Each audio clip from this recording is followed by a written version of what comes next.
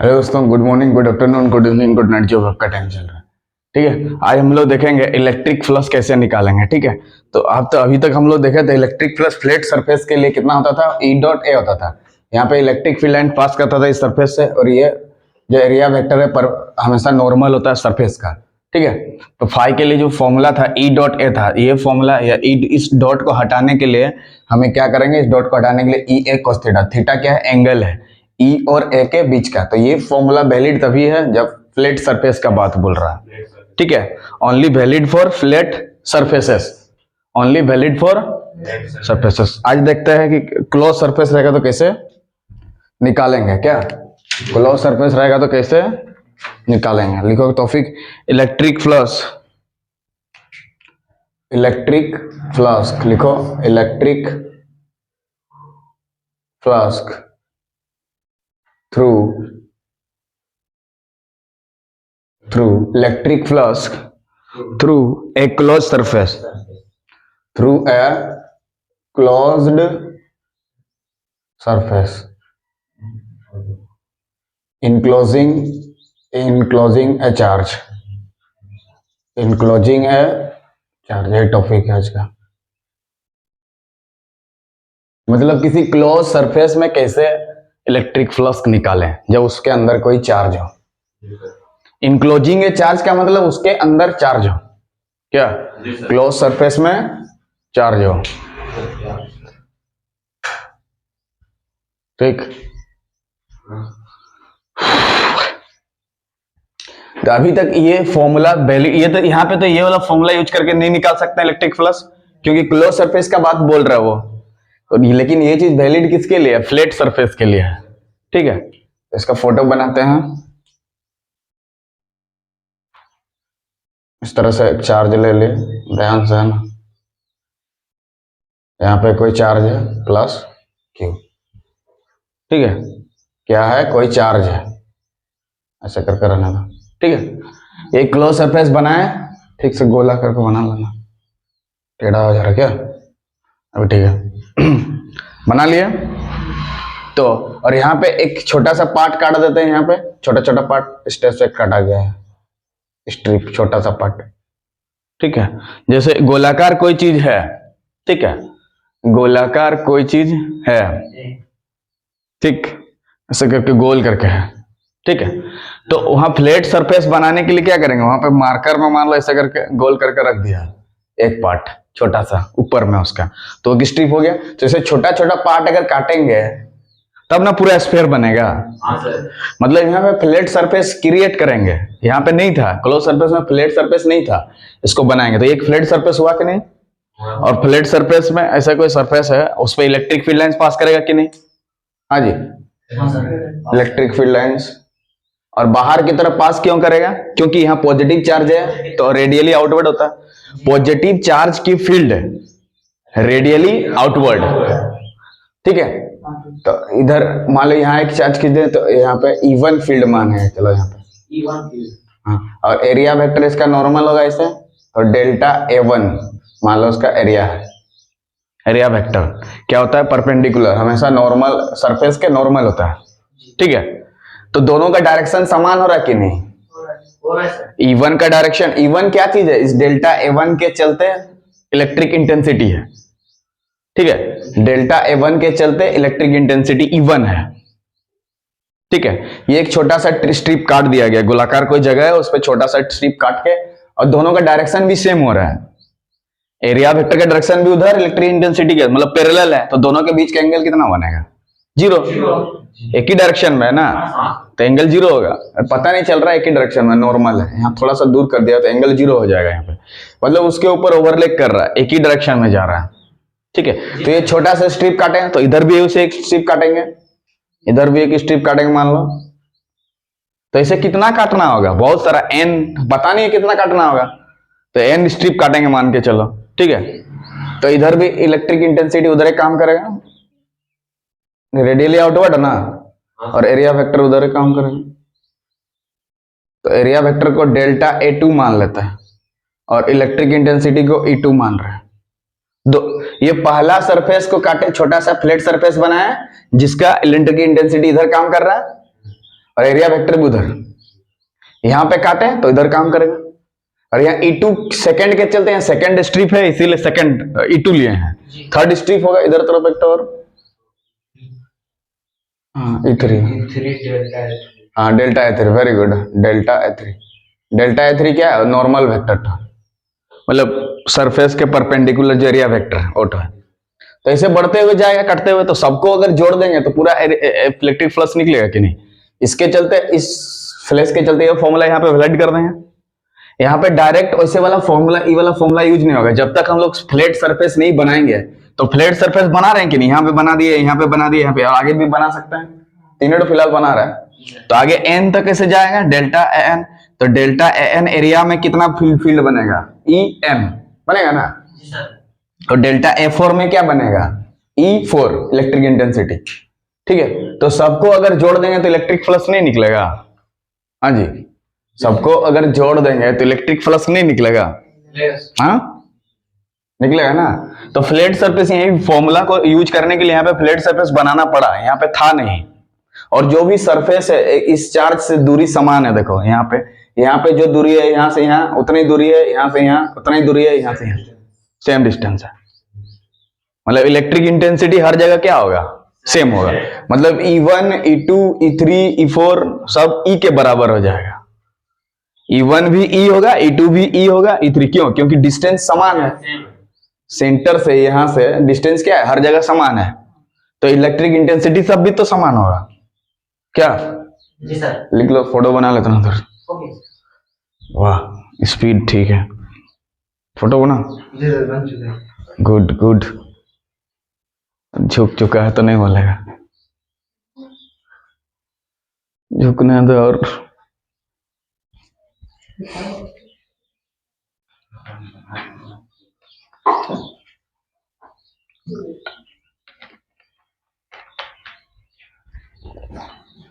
देख लो, ठीक है। तो हर एक स्ट्रिप को अगर हम लोग जोड़ देंगे तो पूरा एरिया बनेगा कि नहीं।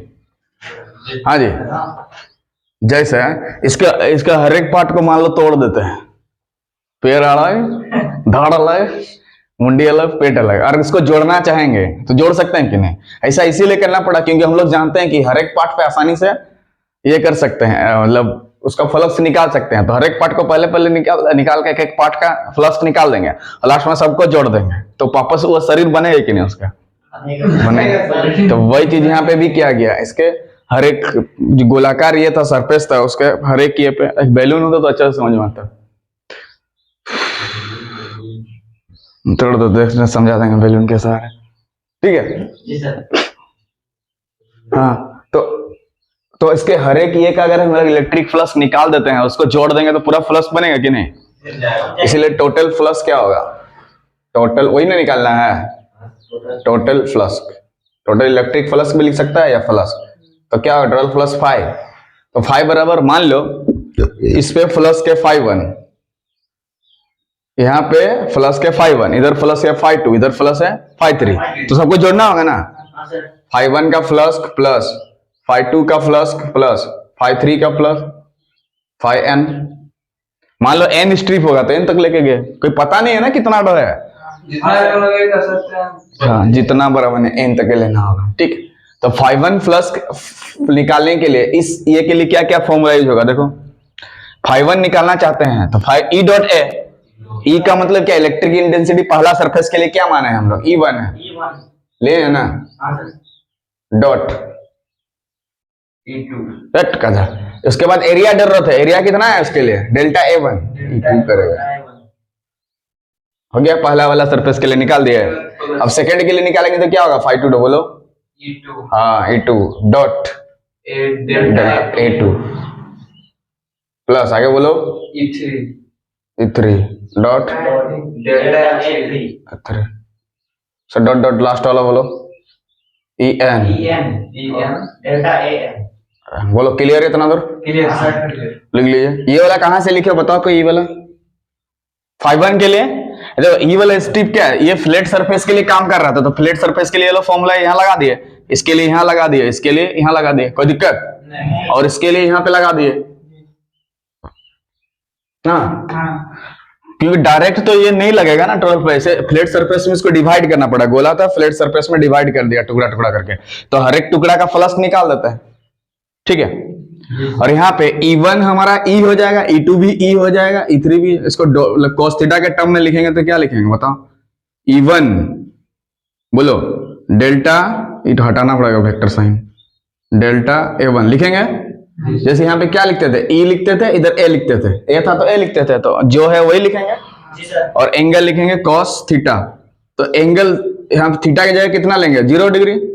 क्यों लिए 0? क्योंकि एक ही डायरेक्शन में, क्या चीज, ये इलेक्ट्रिक इंटेंसिटी और एरिया वेक्टर एक ही डायरेक्शन में है, सो एंगल विल बी 0। तो यहाँ पे जो थीटा का वैल्यू होगा वो क्या होगा? 0 होगा। तो यहाँ पे भी थीटा 0 होगा, यहाँ पे भी 0 होगा। हाँ जी, यहाँ पे भी 0 एंगल बनेगा, यहाँ पे भी 0, क्योंकि हर जगह पे डायरेक्शन तो वही है ना, किसका? इलेक्ट्रिक इंटेंसिटी का और एरिया वेक्टर का सेम डायरेक्शन है कि नहीं? देख लो इधर, ये भी इलेक्ट्रिक इंटेंसिटी भी बाहर, ये भी बाहर, तो सेम डायरेक्शन में एंगल क्या होगा? 0। इसलिए यहाँ पे 0 बैठा है। यहाँ 0 क्यों बैठा है? क्योंकि सेम डायरेक्शन में ये E1 और delta A1 are same direction, तो वहां पे एंगल कितना होगा? 0 होगा, ठीक है। तो दूसरा वाला बोलिए क्या लिखेंगे?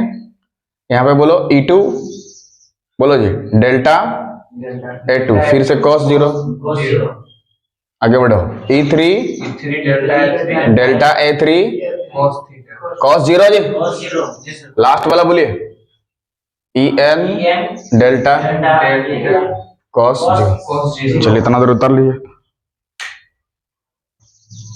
ये 0 क्या है? एंगल है, किसके किसके बीच का? E1 और डेल्टा A1 के बीच का एंगल। ये 0 क्या है? एंगल है between E2 and delta A2। ये 0 क्या है? एंगल है between E3 and delta A3। ये एंगल क्या है? 0 है, En और डेल्टा AN के बीच का एंगल, ठीक है।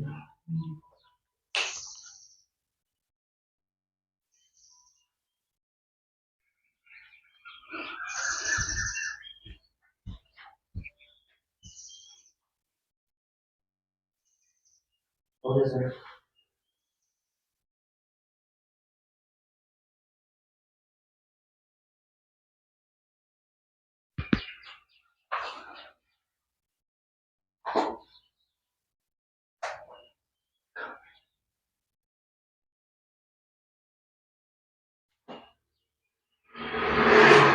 हो गया, ठीक है। देखिए,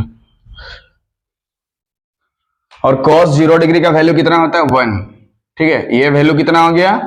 1। यहाँ पे वैल्यू कितना हो गया? 1। यहाँ पे वैल्यू कितना हो गया? 1। यहाँ पे वैल्यू कितना हो गया? 1 हो गया। तो यहाँ पे क्या बचा है तुम्हारा? देख लो, E1 और delta A1 plus E2 delta A2 plus E3 delta A3 dot dot dot, क्या बचा है इधर लास्ट में? En डेल्टा है ना बचा है, बाकी सब तो ये तो हट जाएगा, ये हट गया, हट गया, हट गया और हट गया, हट नहीं हट गया, रिमूव हो गया, डिलीट हो गया। क्यों? क्योंकि cos 0 का वैल्यू हमारा मुन्ना जानता है कितना होता है? ऐड जी 1 होता है, 0 होता है, 0 होता तो 0 हो जाता है, क्या करेगा? cos 90 का 0 होता है, cos 0 का 1, क्या करेगा? जवान फिसल गया उतर।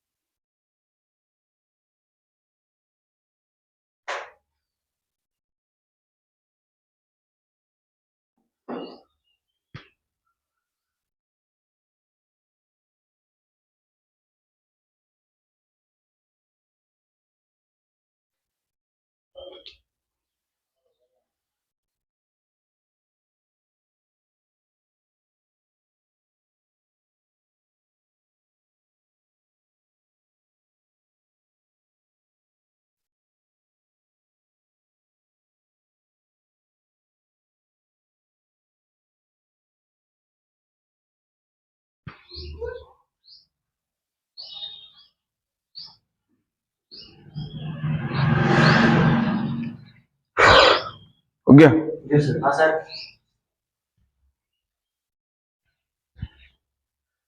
ठीक है। तो टोटल प्लस 5, लेफ्ट साइड में कितना था हमारे पास? 5। इसके जगह कुछ फॉर्मूला नहीं लिखना है, ठीक। तो इसके लिए फॉर्मूला बैठा है, इसके लिए, इसके लिए, इसके लिए, सबके लिए बैठा दिए, इतना आ गया। अब हम क्या बोले थे कि ये जो स्ट्रिप काटे हैं वो चार्ज से सेम दूरी पे, ये दूरी जितना है, ये दूरी उतना है, ये दूरी उतना है, तो जो इलेक्ट्रिक फील्ड इंटेंसिटी होगा उसका वैल्यू भी क्या होगा, सेम होगा। मतलब E1, E2, E3, E4 सब क्या होगा, सेम होगा। तो E1 के जगह पे हम लोग E लिख सकते हैं, हाँ जी, हाँ सर, सेम होगा डेल्टा A1। E2 के जगह भी हम E लिखेंगे डेल्टा A2। E3 के जगह भी हम लोग E लिखेंगे डेल्टा A3, और En के जगह भी हम लोग E लिखेंगे डेल्टा है।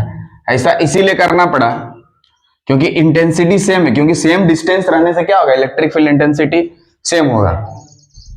E इक्वल्स टू फॉर्मूला होता है KQ बाय आर स्क्वायर, थोड़ा याद कर लेगा, electric field intensity KQ by R square. तो R सब अगर सेम हो जाएगा तो इलेक्ट्रिक इंटेंसिटी सब भी तो सेम होगा। क्या R अगर सेम हो जाएगा तो इलेक्ट्रिक इंटेंसिटी भी क्या होगा, सेम होगा। इसीलिए E1 के जगह पे हम E बैठा है, E2 के जगह पे E बैठा है, E3 के जगह पे E बैठा है, En के जगह पे भी E बैठा है।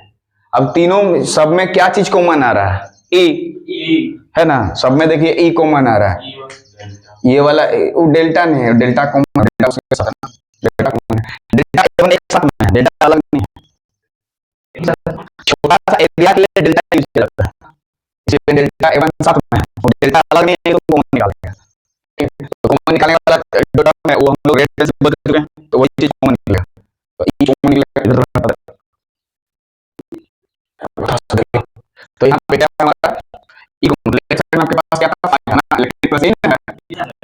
अब E कॉमन जाएगा, अंदर में क्या बचेगा, E अगर कॉमन है, डेल्टा क्या बचेगा A1 plus delta A2 delta A3 plus delta N, ऐसा ना।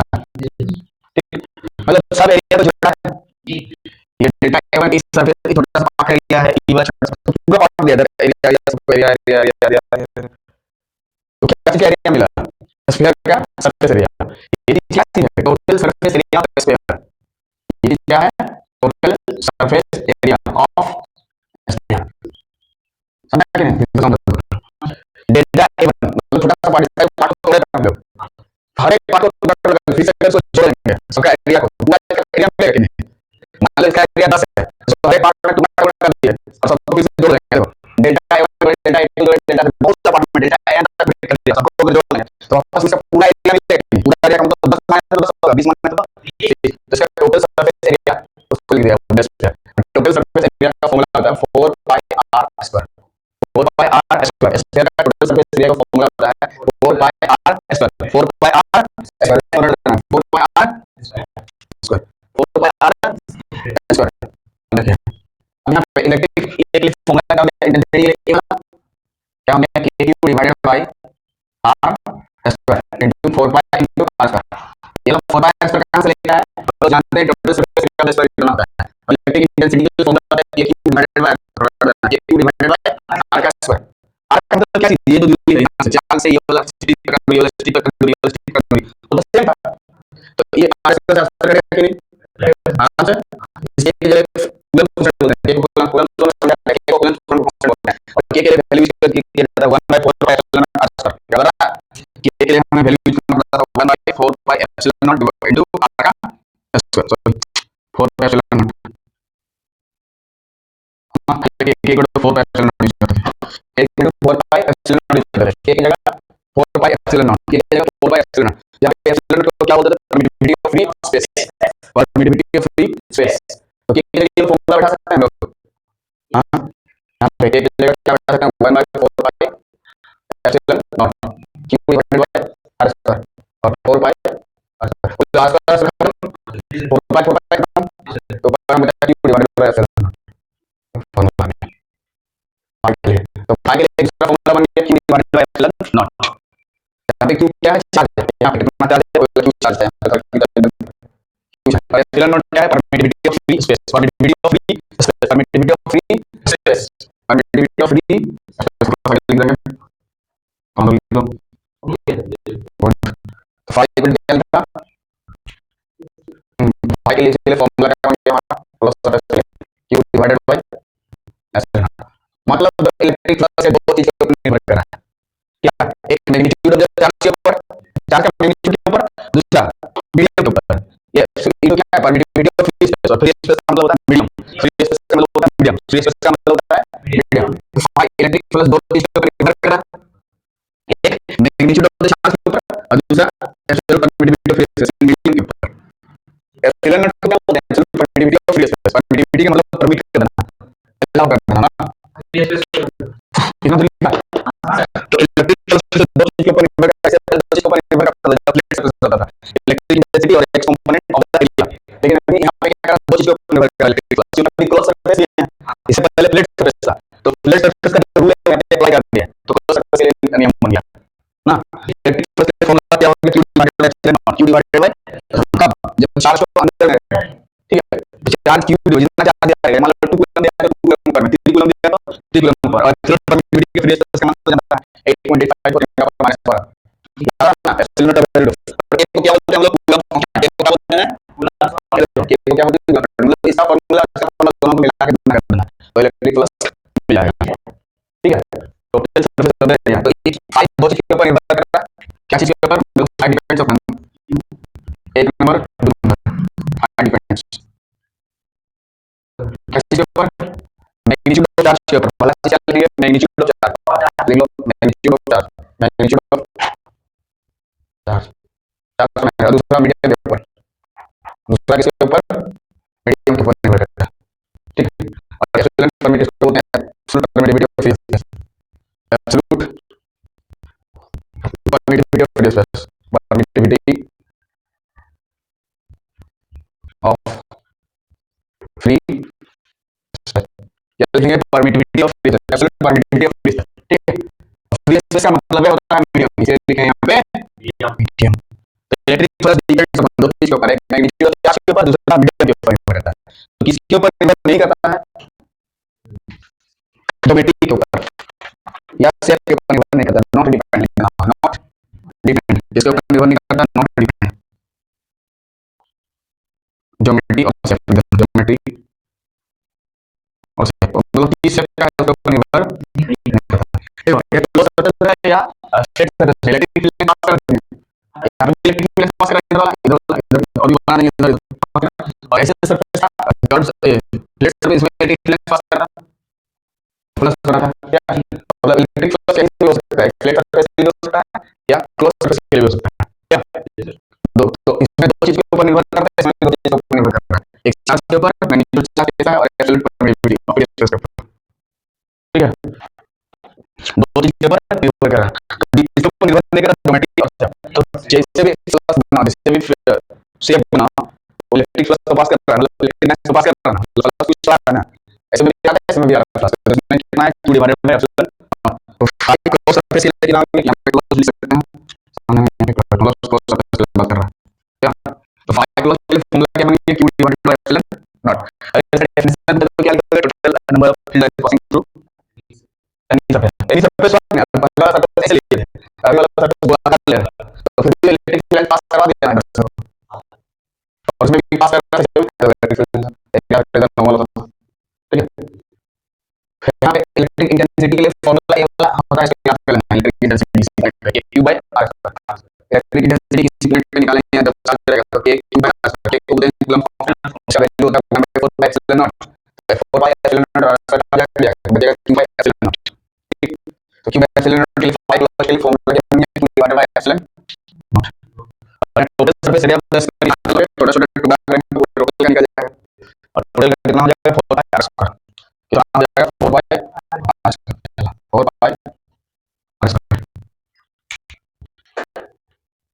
यहाँ 0 0 क्यों लिया, क्योंकि E1 और डेल्टा E1 एक ही डायरेक्शन में, इसलिए एंगल भी 0 है, यहाँ पे भी थीटा 0 है, यहाँ पे भी 0 है, यहाँ पे भी 0 है, इसलिए हर जगह 0 करके उसको सॉल्व कर दिया क्या, और डॉट को रिमूव करना पड़ता है, इस डॉट को रिमूव करना पड़ता है, 5 बाय t डॉट है ना, इसको रिमूव करना पड़ता है, इसको रिमूव करेंगे तो क्या होगा, e लिखेंगे और cos एंगल लिखेंगे, दोनों के बीच का जो एंगल है, दोनों फॉर्मूला भी याद रखना आपका इलेक्ट्रिक फ्लक्स के लिए, ठीक है, q बाय एप्सिलॉन नॉट और e डॉट है, इलेक्ट्रिक इंटेंसिटी आ जाएगा, दोनों को डॉट निकालना, डॉट निकालना, उसमें आई डॉट प्रोडक्ट निकालना, और अलग अलग सेम सेम प्रोडक्ट को अलग अलग dot product 0, I dot J निकालेंगे तो क्या हो जाएगा, 0 हो जाएगा, आई डॉट जे निकालेंगे तो क्या हो जाएगा, डॉट प्रोडक्ट 0, यहाँ सेम सेम रखना, जेड डॉट जे मतलब 1, ये डॉट जे मतलब वन अलग रहेगा तो जीरो हो जाएगा। यहाँ पे total surface area 10 square kilometre कि छोटा छोटा पार्ट को जोड़ के लिखा गया है। यहाँ छोटा सा पार्ट जिसका एरिया क्या हो गया डेल्टा है, यहाँ थोड़ा सा पार्ट तो इससे बहुत सारा स्ट्रिप को एन स्ट्रिप को काट बनाया गया तो पूरा एरिया नहीं निकलेगा सरफेस स्ट्रिप का, इसलिए लिखा गया टोटल सरफेस एरिया टीएस है, टोटल सरफेस एरिया स्क्वायर बोल। तो वही तुमसे बोला था कि अगर इलेक्ट्रिक फ्लक्स निकालना है जब गोलाकार रहेगा और उसमें चार्ज रहेगा इंक्लूसिव चार्ज हम लोग उसके अंदर चार्ज रहेगा क्यों है ना, इस तरह से इलेक्ट्रिक फ्लक्स निकाला जाता है। इस तरह से इलेक्ट्रिक फ्लक्स लैंग्वेज में निकाला जाता है तो आप बता सकते हैं इसको लिखना होगा q divided by epsilon not. मतलब चार्ज कितना है ऊपर में और एप्सिलॉन नॉट को चार्ज कितना है वो ऊपर में और एप्सिलॉन नॉट को नीचे में। इससे पहले इलेक्ट्रिक फ्लक्स इसके ऊपर निर्भर करता है दो चीज पर, इलेक्ट्रिक इंटेंसिटी और एक्स कंपोनेंट होता है, लेकिन अभी इसके ऊपर निर्भर कर रहा है मैग्नीट्यूड चार्ज और ये फार्मूला चेंज हो गया अभी क्लोज सरफेस आ गया, इसके ऊपर निर्भर नहीं करता ज्योमेट्री और शेप के ऊपर निर्भर नहीं करता। ठीक, और इसके बाद नेक्स्ट वीडियो में हम लोग देखेंगे गॉसेस लॉ। गॉसेस लॉ बहुत इंपॉर्टेंट एग्जाम में देता है, स्टैंडर्ड प्रूफ गॉस लॉ।